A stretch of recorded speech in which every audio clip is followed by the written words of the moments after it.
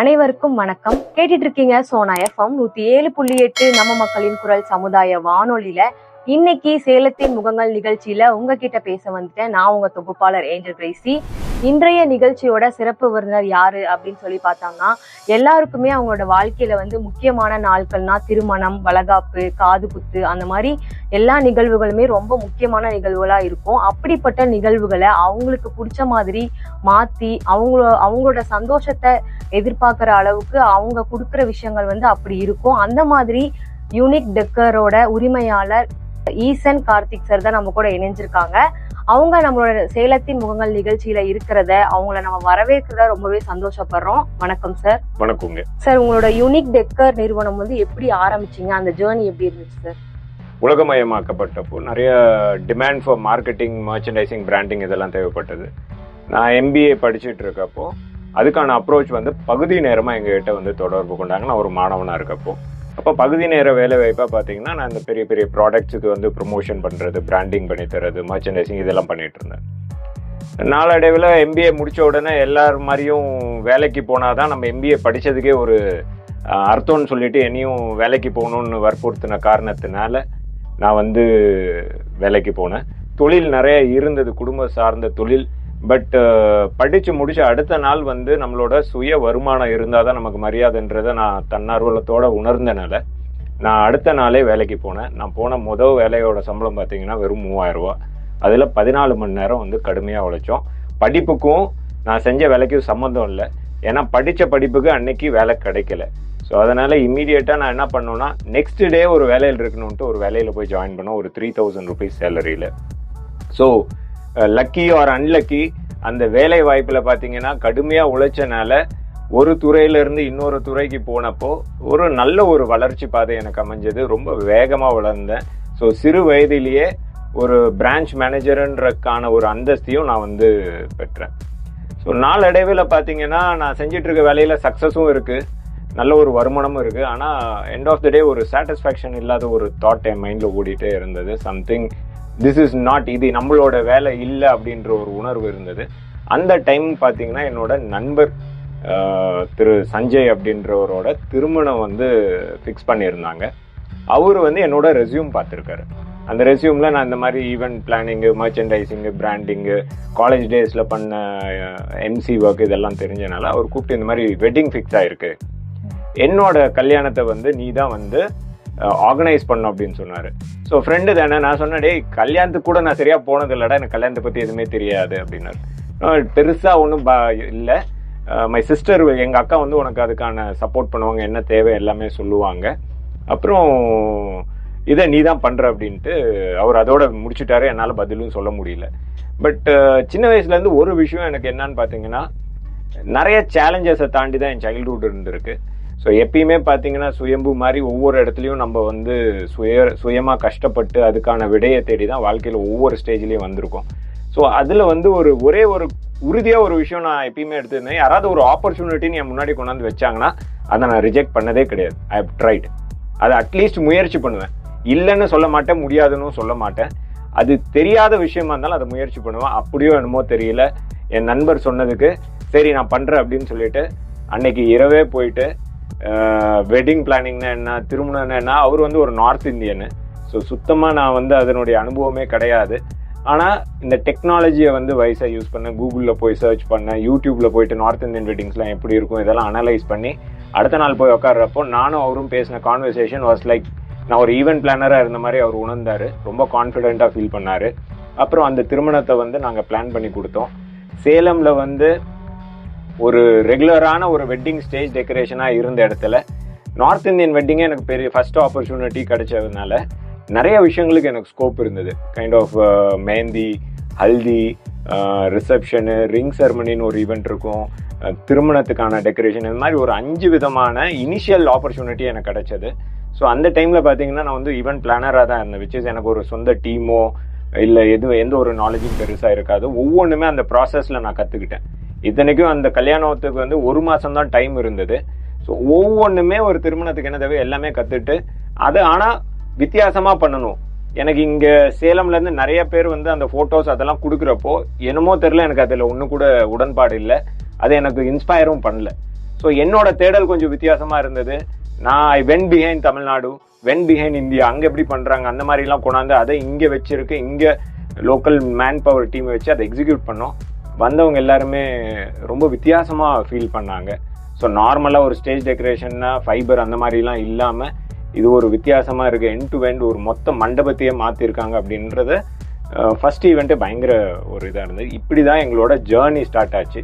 இது ஒரு பிஸ்னஸாவோ ஒரு செகண்ட் ஜென்ரேஷன் பிஸ்னஸாவோ இல்லை பிளான்டாக கிடையாது. இது ஒரு ஆக்சிடென்டலாக ஒரு திடீர்னு உருவான ஒரு தொழில் தான் இது.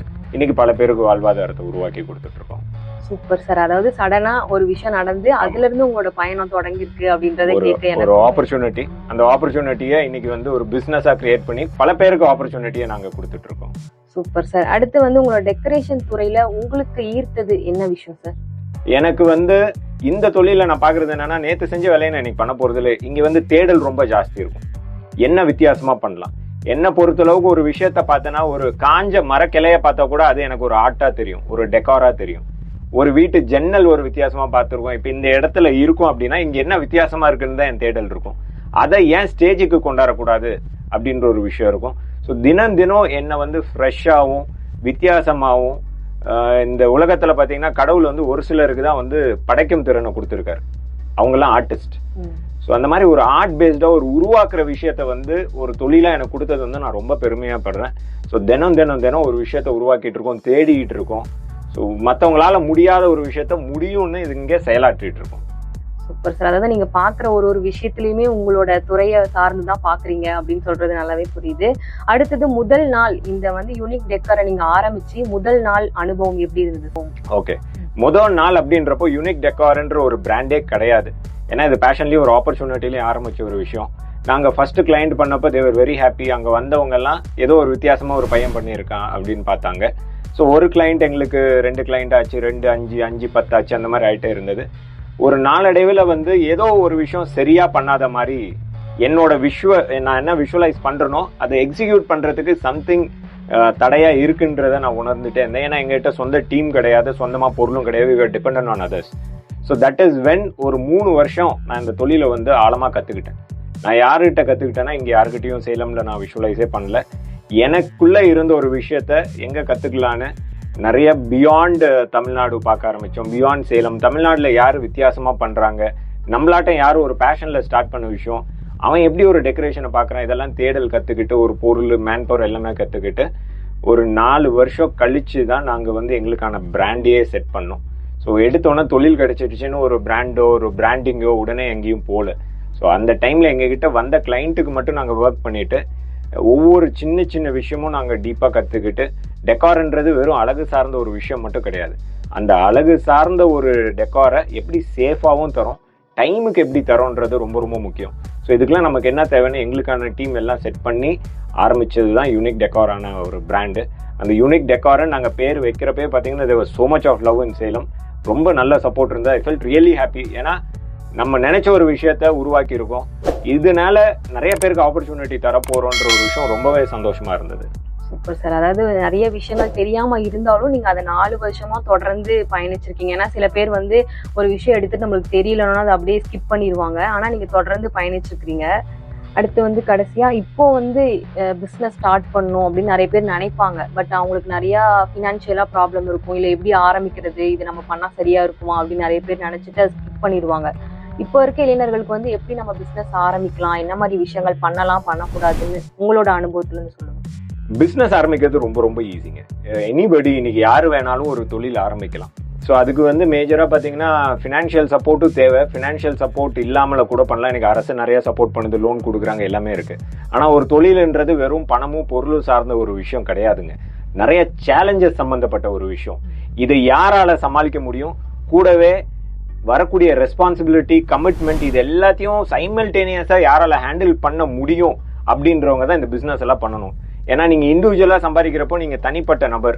ஆனா நீங்க ஒரு தொழிலதிபரா ஆயிட்டீங்க அப்படின்னா பல பேரோட கனவு, பல பேரோட குடும்பம், பல பேரோட வாழ்வாதாரம் அந்த ஒரு நபரை நான் சார்ந்திருக்கு. So it is no joke. So மற்றவங்க எல்லாரும் நல்ல ஜாலியா இருந்தாங்க, சந்தோஷமா இருந்தாங்க அப்படின்னா கூட ஒரு பிசினஸ் மேன் இத்தனை பேரோட கனவுகளையும் இத்தனை குடும்பங்களோட கனவுகளையும் சுமந்துட்டு ஓடணும். இதெல்லாம் பண்ண முடியும், சுயநலம் இல்லாம பண்ண முடியும் அப்படின்னா மட்டும்தான் தொழில சர்வை பண்ண முடியும். எனக்கு கொஞ்சம் கூட பிசினஸ்ல லாபத்தை நான் அதிகமா ஈட்டணும், நான் வந்து சுயநலமா இருக்கும், தொழில வந்து நம்ம வந்து டிசிப்ளினா இல்லாம இருக்கும் அப்படின்னா this is not the place. இன்னொன்னு பிசினஸ்ன்றப்போ ப்ராஃபிட் இருக்கும், லாஸ் இருக்கும், நல்ல நாளும் இருக்கும், நமக்கு வந்து நஷ்டமாகக்கூடிய நாட்கள்லாம் இருக்கும். இதை எப்படி சமாளிக்கிறோம்? ஸோ இதெல்லாம் சார்ந்து தான் பண்ணணும். ஸோ பிஸ்னஸ் யாரு வேணாலும் வரலாம், ஆனால் இந்த குவாலிட்டிஸ் யாருக்கு இருக்கோ அவங்க தான் ஒரு சக்ஸஸ்ஃபுல் பிஸ்னஸ் மேனாக போக முடியும். ஏன்னா தொழிலதிபர்னு ஆயிட்டிங்க அப்படின்னா you are not an individual person. நீங்கள் ஒரு பல பேரோட கனவுகளை சுமந்துட்டு ஓடுறப்போ உங்களோட responsibility is on the high peak. உங்களுக்கு டைமிங்கோ எந்த ஒரு விஷயங்களும் கிடையாது. ஒர்க் லைஃப் பேலன்ஸ் பண்ணணும். இந்த மாதிரி நிறைய குவாலிட்டிஸை நம்ம பண்ணணும். ஸோ அதனால் என்னோட சஜஷன் என்னன்னா, தொழிலுன்னு மட்டும் பார்க்காம நீங்க செய்யக்கூடிய எந்த ஒரு வேலையா இருந்தாலும் அதுக்கு பேர் வந்து ஓனர்ஷிப்னு சொல்லுவாங்க. ஓனரா இருக்கிறதுக்கு முன்னாடி ஓனர்ஷிப் இருக்கணும். ஸோ நீங்க எந்த ஒரு வேலை செஞ்சாலும் அந்த ஓனர்ஷிப்போட செஞ்சீங்கன்னா அங்கேயும் உங்களுக்கு தேவையான லாபம் வரும். ஸோ அதனால பிஸ்னஸ் பண்ணி தான் நம்ம வந்து பிஸ்னஸ் மேன் ஆகணும்னு கிடையாது. செய்யக்கூடிய எந்த ஒரு வேலையாகட்டும், சின்னதா ஒரு தொழிலாகட்டும், அதுல ஓனர்ஷிப்போட நீங்க இருந்தீங்க அப்படின்னா கண்டிப்பா அது சக்சஸ்ஃபுல்லா வரலாம், உங்க லைஃபும் செட்டில் ஆகும். Super sir. கண்டிப்பா நீங்க சொன்ன நிறைய விஷயங்கள் வந்து இப்ப இருக்க இளைஞர்களுக்குமே ரொம்பவே பயனுள்ளதா இருந்திருக்கும். இந்த 1 மணி நேரமா நாங்க கேட்ட எல்லா கேள்விகளுக்குமே ரொம்பவே தெளிவா பொறுமையா பதில் சொன்னீங்க. நன்றி sir. Thank you so much for this opportunity. நேர்களே, இன்றைய நிகழ்ச்சியோட சிறப்பு விருந்தினரான கார்த்திக் சார் அவங்களோட யூனிக் டெக்கர் பத்தி நிறைய விஷயங்கள் நம்ம கிட்ட பகிர்ந்துக்கிட்டாங்க. இதே போல மற்றும் ஒரு சேலத்தின் முகங்கள் நிகழ்ச்சியில நான் உங்களை சந்திக்கிறேன். அது வரைக்கும் உங்ககிட்ட இருந்து விடைபெறேன். நான் உங்க தொகுப்பாளர் ஏஞ்சல் கிரேசி. பாய் நேர்களே.